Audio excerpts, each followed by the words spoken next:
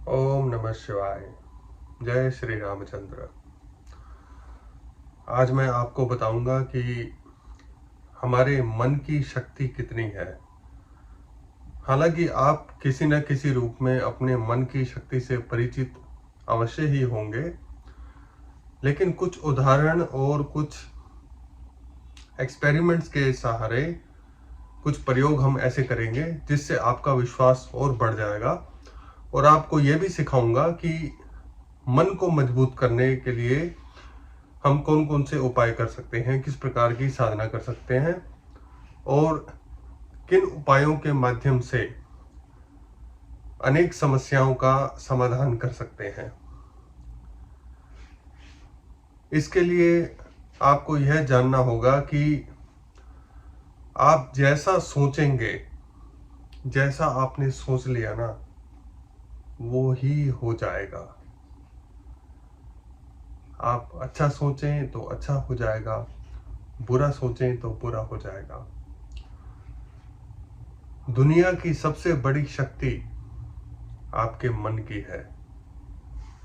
कोई देश बड़ी बड़ी मिसाइल बनाता है, बम बनाता है युद्ध लड़ने के लिए, लेकिन उससे भी बड़ी शक्ति मन की है। अभी कुछ दिन पहले क्रिसमस गई तो मुझे कई मित्रों ने बोला कि गुरुजी क्रिसमस पे कुछ बताइए, क्रिसमस के बारे में कुछ बोलिए। मेरी तो कुछ आस्था है नहीं उसमें, और टेक्निकली कुछ विशेष भी नहीं है। उस दिन कैलेंडर में 25 दिसंबर का दिन है सिर्फ वो, लेकिन उसको एक वर्तमान घटना से मैं जरूर जोड़ना चाहूँगा। अभी उत्तर भारत में, खास तौर से भारत के राज्य पंजाब में बहुत बड़े स्तर पर धर्मांतरण का जो कार्यक्रम चल रहा है। सिख समुदाय, आप सोच कर देखिए, जिसने बिना दूसरी सोच के, विदाउट सेकंड थॉट, जिन्होंने गर्दनें अपनी कटवा ली अपनी धर्म और संस्कृति की रक्षा के लिए, वो अपनी पगड़ी उतार उतार कर क्रिश्चियन बन रहे हैं, ईसाई बन रहे हैं। Can you imagine this? ये इतने बड़े लेवल पे पंजाब में हो रहा है। तो ये दो लेवल पे हो रहा है ये काम। एक तो जैसे कि पूरी धरती पे ईसाई मशहूर है इस बात के लिए कि आर्थिक मदद देते हैं, पैसा खर्च करते हैं, पैसा गरीब को देते हैं, उसको ईसाई बनाते हैं। वो कच्चे पक्के ईसाई होते हैं, लेकिन उनकी जो दूसरी पीढ़ी होती है ना, वो केतली से भी गर्म चाय होती है। जो जिन यूरोपियन है, जो अमेरिकन है, जिनकी पूछते पूछते ईसाई हैं, वो उससे भी कट्टर ईसाई होते हैं। तो उनसे हमें सनातन धर्मवाद के अवलंबी हैं जो, उनको ज्यादा खतरा है। तो एक मैं ऐसे व्यक्ति से मिला, क्यों मेरे को ये बात याद आई और क्यों मैं इस विषय को इसके साथ जोड़ना चाह रहा हूँ, कि मैंने उसको पूछा कि क्या है, तुम क्या करते हो, ऐसा क्या तुम्हें नहीं मिला हिंदू धर्म में, सनातन धर्म में, जो तुम वहां चले गए। बोलो, मैं जब से ईसाई बना हूं ना, मैं कभी बीमार नहीं हुआ, कभी मैंने दवाई नहीं खाई। बोला, नहीं तो मैं पहले हर 2 महीने में, 3 महीने में एक बार बीमार पड़ता था। अब 2-2.5 साल हो गए, मैं एक बार भी बीमार नहीं पड़ा। तो मैं उसको तो ये बात समझा नहीं पाया 10-15 मिनट की बातचीत में कि ये कोई इसका हिंदू या ईसाई धर्म से लेना देना नहीं है। ये आपके मन की शक्ति है जिसने आपको बीमार होने से बचाया। और जब हम मंदिर में जाते हैं, कहीं किसी तीर्थ में जाते हैं, हमारी मनोकामना पूरी हो जाती है ना। आपको लगता है कि वहां हम गए थे, मन्नत मांग के आए थे, तो हमारी मनोकामना पूरी हुई, लेकिन आपने पूरे मन की शक्ति लगा दी थी उस बात को अपने अवचेतन मन की गहराई में लेकर जाने के लिए। तब आपके मन को उस बात को सिद्ध करवाना ही पड़ा। यह साइंटिफिक वैज्ञानिक घटनाक्रम घटा। यह है पूरी पिक्चर उस घटनाक्रम की। लेकिन आपको लगा, आपने ऐसा माना, आपने ऐसा समझा कि मैं एक फलानी जगह पे गया और उसके बाद से मेरी मनोकामना पूरी हुई। हमारे मंदिर अवचेतन मन की सबसे बड़ी प्रयोगशाला है। जितना अवचेतन मन में उतरने का आसान मार्ग हमारे मंदिरों में है, उतना संसार में किसी दूसरी जगह पर नहीं। जितना हमारे तीर्थों में है और उतना कहीं नहीं। तो उसके लिए आप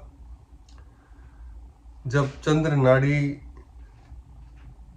का प्रयोग करते हुए, चंद्र नाड़ी को जागृत रखते हुए जब आप ध्यान में बैठेंगे, और एक और बात बता दूं, ये आसान ध्यान की क्रिया है। चंद्र नाड़ी का प्रवाह हो और आप सिर्फ आंख बंद करके बैठ जाएं, बस इतना ही करना है, यही ध्यान है। थोड़ा कठिन होगा शुरुआत में, क्योंकि 20 मिनट आधा घंटा बैठना आसान नहीं होगा। मन बहुत भागता रहेगा, कोई भी मन में विचार आते रहें, लेकिन बार बार मन को रिमाइंड करवाते रहें और अपने मन को खींच कर वहां ले आएं जिस बात की ओर आपका ध्यान है, जो आपका मन का संकल्प है। जब आप ऐसा कर लेंगे, जो भी आपकी मनोकामना होगी उसको पूरा होना ही होगा। मैं 1 महीना पहले लगभग एक वीडियो रिकॉर्ड किया जिसमें आपको अवचेतन मन के बारे में बताया। तो मैंने सोचा कि थोड़ा और मैं स्टडी करता हूँ इसके बारे में। तो जोसेफ मर्फी की एक किताब है द पावर ऑफ माइंड, उसको पढ़ना शुरू किया मैंने। बहुत मोटी किताब है, तो आधा मैंने 70% मैंने उसको पढ़ लिया, आधे से ज़्यादा। कोई भी ऐसी उसमें बात नहीं निकली नई जो मुझे सीखने को मिले। जो उसमें लिखा हुआ है वो मुझे सब पता ही था। जो अब तक मैं अपने ग्रंथों का अध्ययन किया है, साधना की है, गुरुजनों का आशीर्वाद लिया है, उसके माध्यम से वो सब मुझे बातें पता ही थी। तो अगर कुछ नई बात उसमें से पता लगेगी तो मैं आपको ज़रूर बताऊंगा। हाँ, उसमें एक घटना का बहुत मुझे अच्छा लगा, वो जिक्र हुआ है, वो आपको साथ में शेयर करता हूँ। उन्होंने लिखा है कि एक आदमी ना, उसकी बेटी को बीमार हो गई थी, कोई स्किन डिजीज हो गई थी और अर्थराइटिस हो गया था।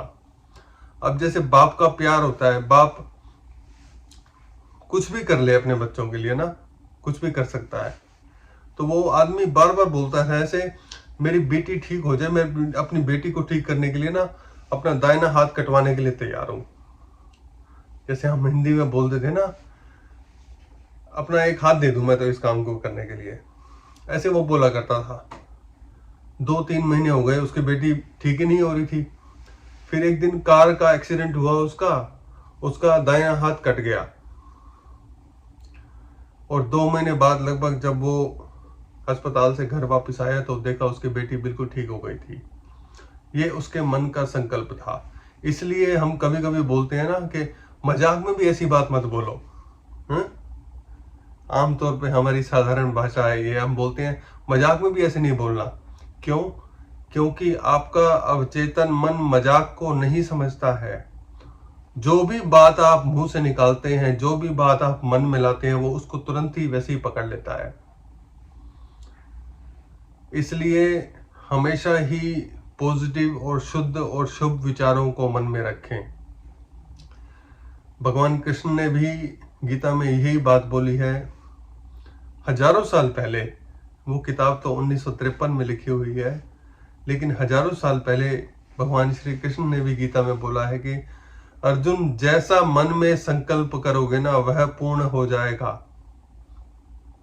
जैसा भी संकल्प कर लो, अगर ऐसा संकल्प कर लिया कि मैं बहुत धनवान हो जाऊं, बहुत पैसा आ जाए, वो भी पूरा हो जाएगा, कोई उसको रोक नहीं पाएगा। लेकिन उस धन का प्रयोग आप कैसे करेंगे और किस मार्ग से वो धन आपके पास आएगा, यह आपने निश्चित करना है।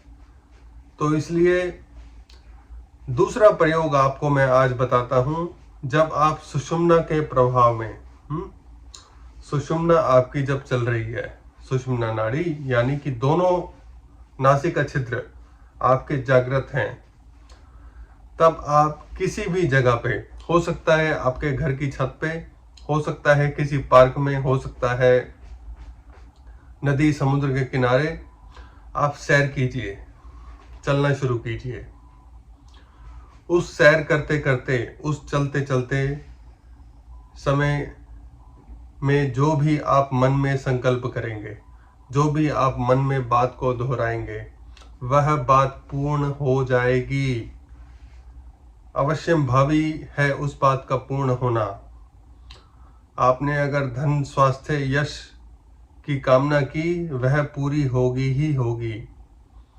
सुषुम्ना नाड़ी के प्रभाव में आपने धीरे धीरे, जैसे रोबोट होता है ना, रोबोट चलता है आराम आराम से, ऐसे कदम बढ़ाना है, कदमों को बढ़ाना है बहुत ही सजगता के साथ, और मन का विचार दोहराते रहना है, और चंद्र नाड़ी के प्रभाव में बैठ जाना है। आप बस बैठ जाओ।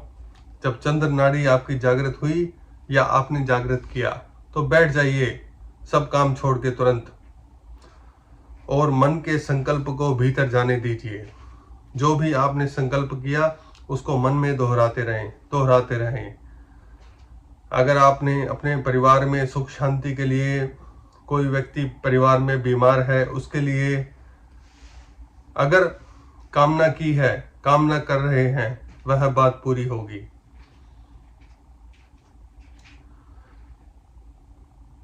अभी मेरी कुछ दिन पहले योगेश जी से बात हुई, वो पूना से हैं, शास्त्रीय संगीत के ज्ञाता हैं, पारिवारिक परंपरा है उनकी।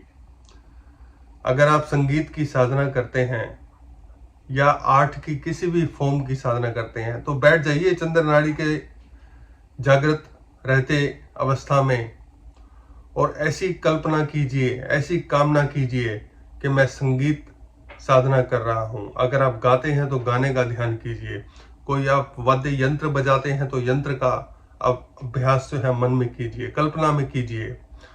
जब दोबारा आप रियाज करेंगे, अभ्यास करेंगे, आप उसका अंतर देखिएगा।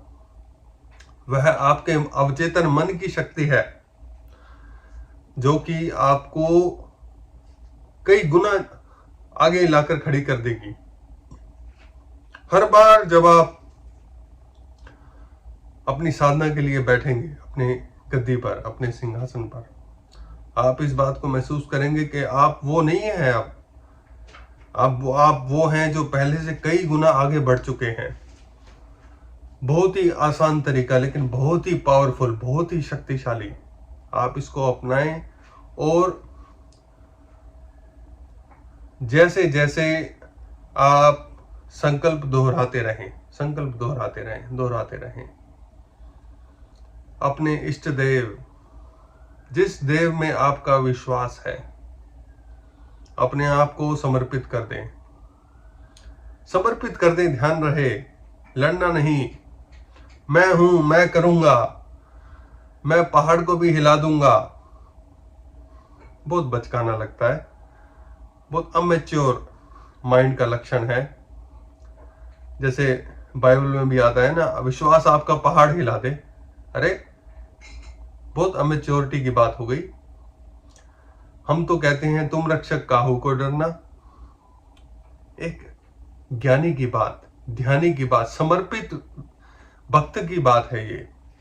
तुम रक्षक काहू को डरना। ऐसा समर्पण हो जाए मन से, ऐसा समर्पित भाव हो जाए कि जो भी हो वो स्वीकार है। जो भी हो, जब तुम्हें हमने रक्षक मान ही लिया, तो जिस भी परिस्थिति में अब आ जाएं, वह हमें स्वीकार है। ऐसा भाव मन में जब आप बना लें, समर्पण का भाव, लड़ने का भाव नहीं। मेरा विश्वास पहाड़ को हिला देगा। लड़ाई, संघर्ष दिख रहा है, संघर्ष की खुशबू आ रही है वहां से। संघर्ष को खत्म करके समर्पण की ओर जाना है। जब आप मन से पूरी शक्ति को समर्पित कर देंगे, जो भी होगा मुझे वो मंजूर है, स्वीकार है, तब आप महसूस करेंगे आपके आसपास सब कुछ बहुत ही ज्यादा पॉजिटिव होता रहेगा, पॉजिटिव होना शुरू हो जाएगा। आप इस छोटे से एक्सपेरिमेंट को करें और मुझे अवश्य ही बताएं कि अवचेतन मन की साधना से आपके जीवन में क्या क्या परिवर्तन आए। धन्यवाद। ओम नमः शिवाय।